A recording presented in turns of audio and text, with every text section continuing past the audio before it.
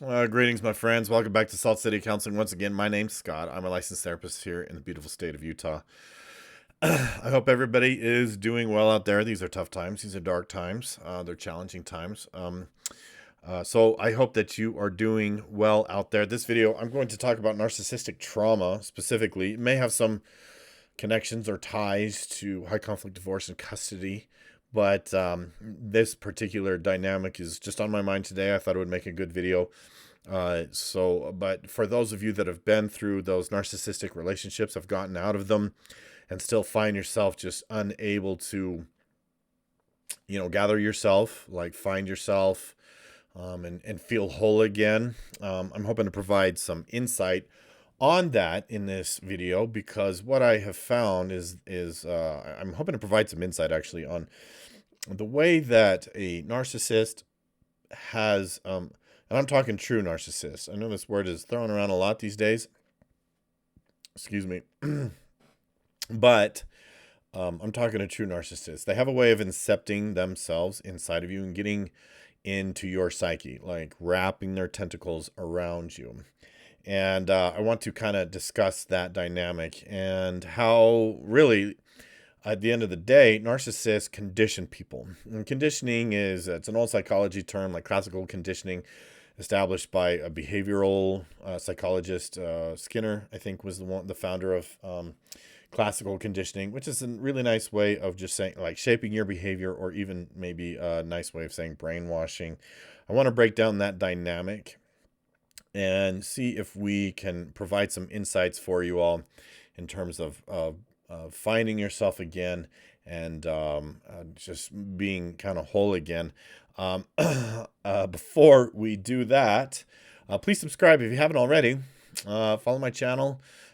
Share this video, like this video. You know what to do to help me out. You can also go to the link below to buy me a coffee. Hit the tip jar. That'll help me. It helps me know to keep content like this coming to you for free. Yeah, I have a lot of stuff in the mix. I'm gonna skip a lot of it for now. Some of my challenges in life right now is number one, figuring out how to like see projects through and complete projects and stick with projects. But I'm also in the mode of heavy self-care right now. I have been going to the sauna. I wanted to share this real quick. I've been going to the sauna and spending at least 20 minutes in the sauna every day. I'm gonna go a little bit later after this. Today's gonna be day 6 in a row. Before, I was feeling really crappy, really crummy, kind of tired, kind of sickly, lots of brain fog. I saw a video on TikTok. This guy was saying that there's a lot of crap in the food, there's a lot of crap in the water, blah, blah, blah. And then it builds up in your body and can create a lot of problems and issues. And he recommended sweating it out in a sauna. So that's kind of what I've been doing. I'm noticing a difference. So if you're feeling sickly or whatever, if you're not feeling good, if your health is kind of in the tank like mine has often been, you may want to try going to a sauna every day for a while. I'm noticing a difference. I actually feel quite a bit better. I'm more energetic. My brain fog is gone, etc., etc. So anyways, let's get to this topic. I was having this conversation. I felt like it was really insightful. I've noticed those that have gotten out of a narcissistic relationship, they don't recognize that they're doing it. They are still often acting and behaving and believing as though that person is still in their life. And in that regard, that person, frankly, is still controlling you. That if you are still demonstrating or showing a certain pattern or cycle of behaviors that you learned by being with them, even though they're not in your life anymore, they're still kind of controlling you. Now, I realize that can be difficult to hear, but frankly, you may need to hear it because it will hopefully motivate you to do something different, or to break out of that pattern or break out of that cycle of doing things, right? Which you ought to do. But let's say, for example, that you struggle to show any emotions. And because you learned that if you showed any emotions, that person would really, really hit you hard. Now, there's an interesting factoid here. I want to ask a question. I'm going to present this question. Why do narcissists get so upset if you show emotion, or let's say, for example, that you cry, that you decide to cry?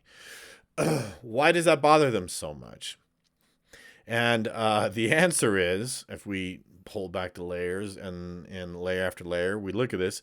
If we pull back the layers, what I believe is going on is that it causes them to be vulnerable, or to feel some level of emotional vulnerability. And if there's one thing that a narcissist hates more than anything, and that they're trying to avoid more than anything, it's any kind of emotional vulnerability, right? Like, have you ever noticed that, like, a narcissist cannot have fun? I don't know if you've noticed this, right? A narcissist cannot have fun. Like, if you're with a group of people and everybody's just laid back and laughing and having a good time and just being themselves, what is the narcissist like? You look at them and they look like, excuse me, it's like they're a fish out of water.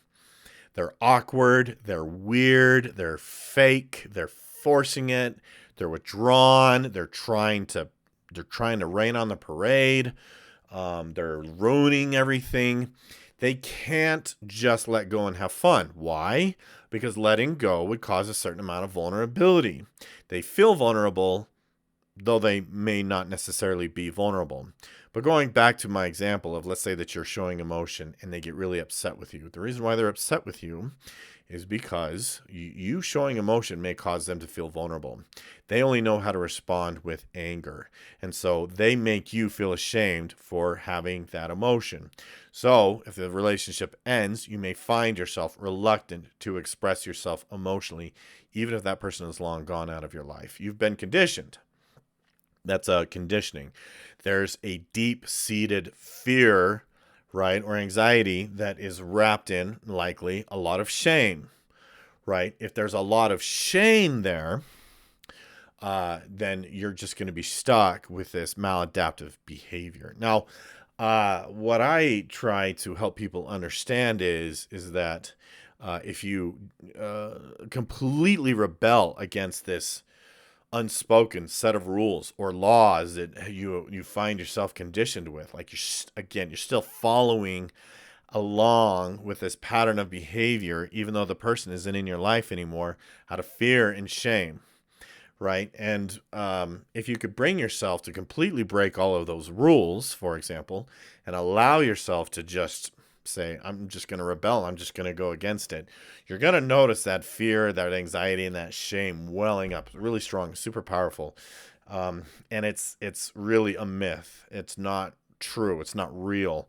Narcissists have a way of making us feel like if we break their rules, something horrible will happen to us. Now, maybe to a certain degree, there's truth to that. The horrible thing that happens is them just hitting us where it hurts and making us feel ashamed, and incepting themselves in our most vulnerable moments. I mean, you think about it, this is what they do. They notice when you are the most vulnerable, and that's when they cut you to your core, and they just cut you down, right? And that's how they kind of get into your psyche. It's almost like when you're the most vulnerable, they get in there and cause a lot of destruction. They break you down. They break down your individuality. They break down your character. They grind you out. And that's why you later feel like you don't know who you are, like your identity has been taken. Is because they took that was most precious to you and just broke it into pieces, right? And the solution is fairly difficult, but because it's met with a lot of internal resistance. There's not going to necessarily be an external consequence to if you decide I'm not going to follow this set of rules anymore, okay? Though it may feel that there is. If you're still with this person, well, obviously you don't want to do this unless if you're still with the person. You got to get out of the relationship first, obviously. But a very useful tool in this whole equation is anger. Getting angry. Like, people are afraid to get angry. People think that anger is bad. They talk about anger. They feel ashamed about anger. They think that if they are angry, that they are being bad. Anger is actually a very useful and helpful emotion. It chases fear and anxiety away. If you can get genuinely angry at that person and angry at the situation, your fear and anxiety is going to vanish. Because what I'm telling you about narcissists, and I've been saying this for years, they only have one real weapon. They only have one thing, and that's fear. If you can manage to get to a place where you're completely unafraid of them, they have nothing. They just crumble. They just completely fold, and that's it. So, anyways, hopefully that provides some insights for you. The trick is to get angry, if you can rebel against the system of conditioning, you can gather evidence that shows, hey, there's not any real detriment or consequences to me, right? Sometimes our fear overcomes the necessity to rediscover ourselves or build ourselves back up. Anyways, I hope that makes sense. I hope that's helpful. If you have questions, be sure to leave them in the comment section below. I really appreciate questions from viewers, and I'll do my best to get to them. You can also email me. That will be in the description below. Thank you for watching. We'll see you in the next one.